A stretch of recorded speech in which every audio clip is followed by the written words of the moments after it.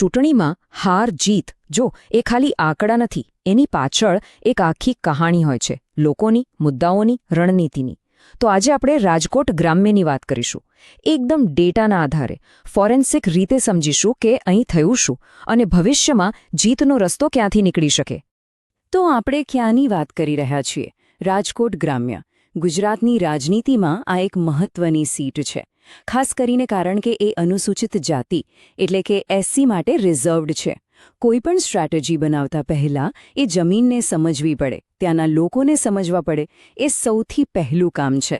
21.29%. આ નંબર યાદ રાખજો. આ ખાલી એક આંકડો નથી, આ હાર અને જીત વચ્ચેની એક બહુ મોટી ખાઈ છે. તો સવાલ એ જ છે કે શું સાચી સ્ટ્રેટેજી અને ડેટાની મદદથી આટલો મોટો ગેપ ભરી શકાય? આ જ આપણા આજના વિશ્લેષણનું કેન્દ્ર છે. તો આ પડકારને સમજવા આપણે સ્ટેપ બાય સ્ટેપ આગળ વધીશું. પહેલાં રાજકોટ ગ્રામ્યની જમીન અને ત્યાંના લોકો વિશે જાણીશું. પછી હારનું કારણ શું હતું એનું વિશ્લેષણ કરીશું. ઇતિહાસ પર પણ એક નજર નાખીશું. મતદારો શું વિચારે છે એ સમજીશું. અને પછી આ બધાના આધારે જીત માટેનો એક મજબૂત રોડમેપ બનાવીશું. ચાલો શરૂ કરીએ. કોઈપણ રણનીતિની શરૂઆત થાય છે મેદાનને સમજવાથી. તો ચાલો સૌથી પહેલાં રાજકોટ ગ્રામ્યની પ્રોફાઇલ પર એક નજર કરીએ. જો આ આંકડા બહુ મહત્વના છે.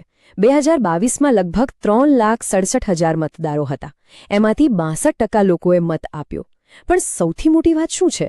આ સીટ એસસી સમુદાય માટે અનામત છે. આનો સીધો મતલબ એ છે કે અહીંની રાજનીતિનું આખું કેન્દ્ર એ જ સમુદાય છે. એમની સમસ્યાઓ, એમની આશાઓ બધું જ અહીંના રાજકીય સમીકરણો બનાવે પણ છે અને બગાડે પણ છે. ઓકે, તો હવે વાત કરીએ 2022ના પરિણામની, કારણ કે આખું વિશ્લેષણ ત્યાંથી જ શરૂ થાય છે. ખરેખર એ ચૂંટણીમાં શું થયું હતું?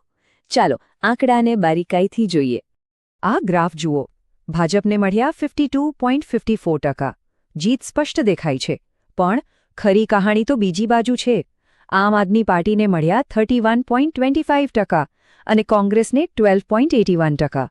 હવે જરા વિચારો, આ બંનેના મત ભેગા કરો તો કેટલા થાય? લગભગ 44%. ગણિત એકદમ સાફ છે. વિપક્ષના મત વહેંચાઈ ગયા અને એ જ હારનું સૌથી મોટું કારણ હતું. હવે ઉમેદવારોની વાત કરીએ. કોંગ્રેસના ઉમેદવાર એકદમ સ્વચ્છ છબી, ભણેલા ગણેલા, પહેલીવાર ચૂંટણી લડી રહ્યા હતા.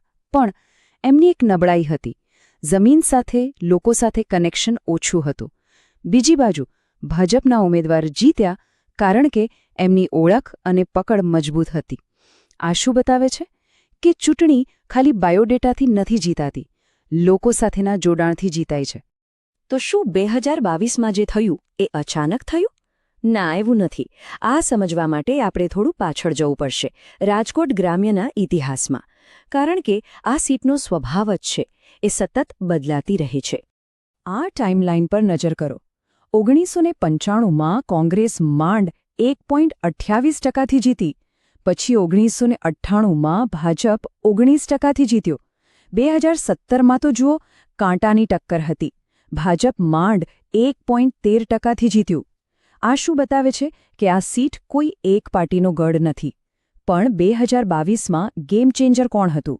આમ આદમી પાર્ટી. એમના આવવાથી વિપક્ષના મત વહેંચાયા અને આખું ગણિત બદલાઈ ગયું. તો આટલા વર્ષોના ઇતિહાસમાંથી શીખવા શું મળ્યું? એકદમ સાદી વાત છે. 2022માં સરકાર સામે નારાજગી તો હતી, પણ એ નારાજ મત એક જગ્યાએ ભેગા ન થયા, એ વિખેરાઈ ગયા. બસ આ જ હારની આખી વાર્તાનો સાર છે. સારું, આપણે અત્યાર સુધી આંકડા અને ઇતિહાસની વાત કરી. પણ આ બધું અધૂરું છે જો આપણે લોકોની વાત ન કરીએ, કારણ કે રાજનીતિનું કેન્દ્ર તો મતદાર છે.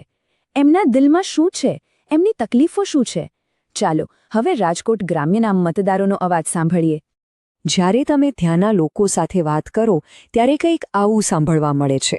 કૂવા સુકાઈ ગયા છે, મોંઘવારી આસમાને છે અને અમારા છોકરાઓ કામ માટે શહેર ભાગી રહ્યા છે. અમારી વાત કોણ સાંભળે છે? આ કોઈ એક માણસની વ્યથા નથી, આ આખા વિસ્તારનો અવાજ છે. પાણી, રોજગાર અને મોંઘવારી. મતદારો આ સવાલોના જવાબ માંગી રહ્યા છે. આ ટેબલ જુઓ. આ મતદારોની ફરિયાદોનો એક રીતનો એક્સરે છે. એમાં સાફ દેખાય છે કે 3 મુદ્દા સૌથી ગંભીર છે. પહેલું, ખેતી અને સિંચાઈ. બીજું, રોજગાર અને આજીવિકા, અને ત્રીજું સામાજિક ન્યાય. આનો મતલબ એ કે લોકો માટે એમની રોજીરોટી અને સન્માનના મુદ્દા સૌથી મોટા છે, અને આ મુદ્દાઓ માત્ર ચૂંટણીના મુદ્દા નથી. બંધારણીય દ્રષ્ટિએ દરેક નાગરિકને ગૌરવ સાથે જીવવાનો અધિકાર છે.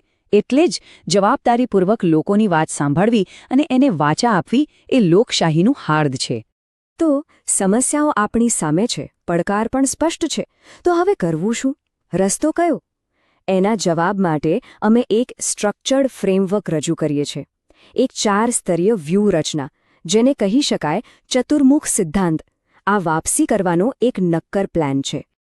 કોઈપણ સફળતા માટે 4 મુખ્ય સવાલોના જવાબ આપવા પડે. પહેલું, આપણા ટાર્ગેટ મતદારો કોણ છે? બીજું, એમના સુધી પહોંચવું કેવી રીતે? ત્રીજું, એમને શું કહેવું જેથી આપણી વાત માને?